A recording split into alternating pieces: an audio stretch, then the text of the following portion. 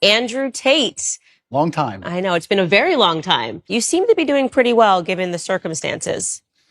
I know the truth in my heart, and I know that what I say is the truth, and I understand very well the internet and how it works. And I also think I'm perspicacious enough to understand there's certainly a degree of weaponized virtue and perhaps a degree of jealousy and perhaps a few other things that are involved in all of these attacks. I don't believe that people who sit and attack somebody for their past, especially something from so long ago, are genuinely virtuous.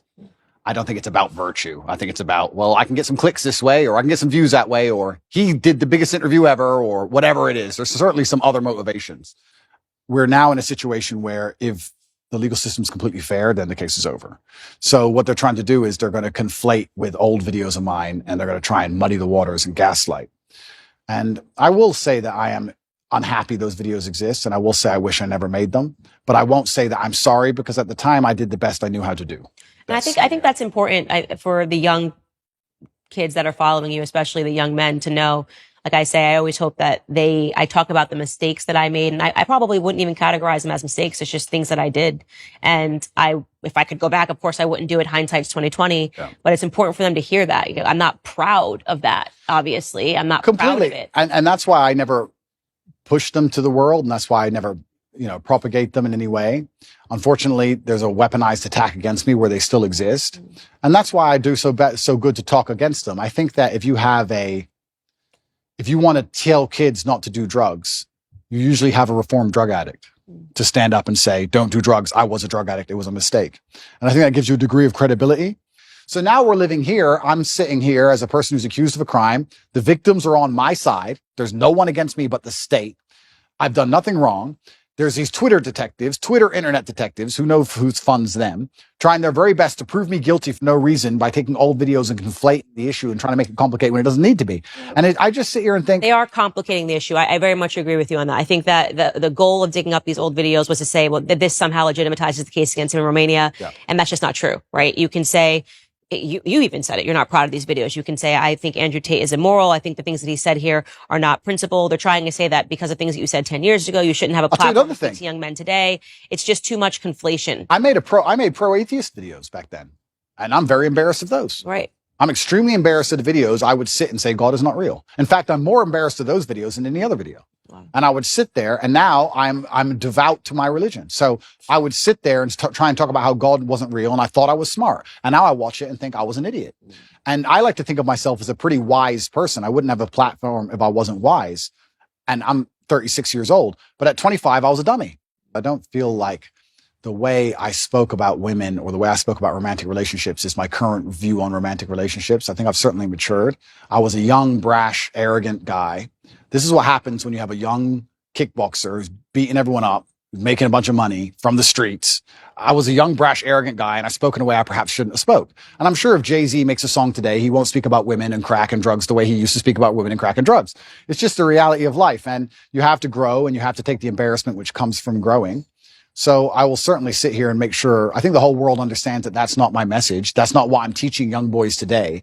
The young boys who are following me today have no interest in these videos and don't watch these videos unless they're pushed by haters. And I think that overall, I'm a net positive for the world. I think that men being so disenfranchised I want to say something quickly about the British school system. The English school system has attacked me, and now they're trying to they've spent billions of dollars trying to remove me from schools because young boys were running around saying, what color is your Bugatti, and repeating my sayings. Mm-hmm. I don't think I can really truly be held responsible for the fact that young boys repeat a saying, especially one that's not particularly aggressive. I think that shows that the young boys are looking for a hero and someone to look up to. And I feel like I'm filling a gap. And that's why I understand it's so important I say very good things and teach very good things. And I don't think I would have learned so much good if I hadn't been involved to a degree with the dark and the bad. I don't think there is light without dark. A lot of my lessons and a lot of the messages I give to the world come from the fact that I grew up in one of the worst areas of the Western world, surrounded by drug dealers, surrounded by real pimps doing real bad things, surrounded by broken homes. I learned all these lessons. And if I had never had those experiences and never grew up in that scenario, how could I be a person who's now teaching young men, disenfranchised young men, the realities of the world? And I think the best defense for all of these things, personally, I don't think that anybody should take my word for it. I think the best defense for all of these things are the voices of the woman directly involved. Right. We say, believe all women, right? That's what we say, isn't it? Okay, well, you don't have to listen to a word I say or believe a word I say. If you think I've done something wrong to a woman and the woman stands up and goes, no, I love him, that's garbage, then that should be the end of the issue, I believe. And I do think that one of the reasons why they dislike me so much is because, yeah, I certainly live a teenage boy's dream. But if you want to inspire the next generation, how else are you going to do it, right? You have to have the fancy car and the big yacht and all these things. And by inspiring these men to stand up and think for themselves and resist the slave mind, it's doing genuine damage to their slave agenda. Genuine damage to their slave agenda. And I think that that's why I especially ended up targeted. I truly believe that's what's happening. I think there is an element of it that it's you've captivated young men, and that is a very important demographic in order to sustain an enslaved population. Is you need to poison men, and I think 100%. that is true. Let's look at the Loverboy method.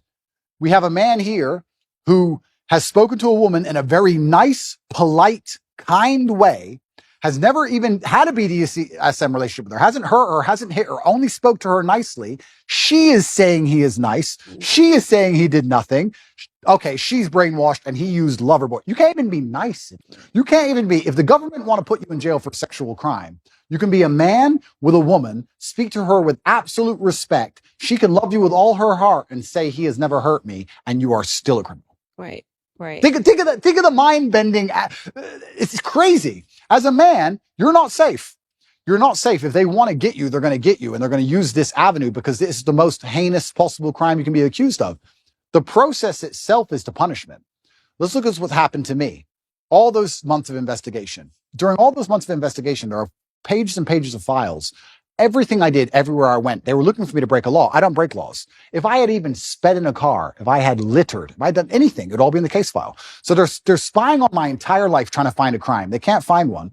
Then they go through my entire personal life, which is now all over the internet, leak it all over the internet. So you go through the embarrassment. Then they seize all your money. $15 million have taken of my money. Then I went to jail for 3 months. Now I'm on house arrest. By the time I'm found innocent, I've been punished.